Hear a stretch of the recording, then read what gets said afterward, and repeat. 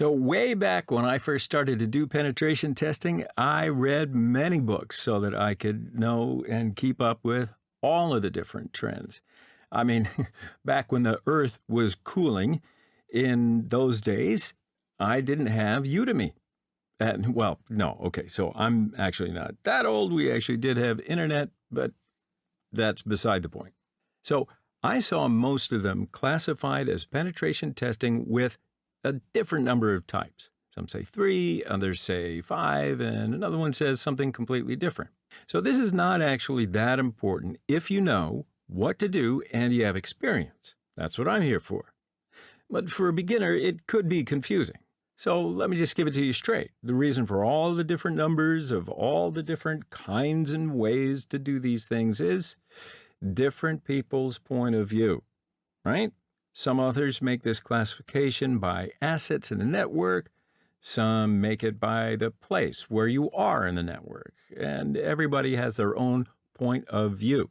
However, I will make it according to your point of view for me, the penetration tester. You get it? So whatever you see here is according to the penetration tester's point of view, you or me. So actually, there's 2 specific types of approach: overt penetration testing and covert penetration testing.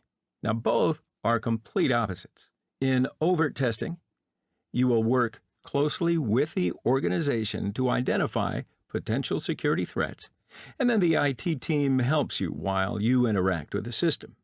With that, you will have access to insider knowledge, and you can launch attacks without fear of being blocked.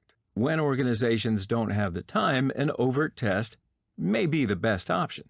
Now, unlike overt, this time in a covert test environment, you are not provided any knowledge up front about the system, or maybe you have particular information for what you're going to be testing.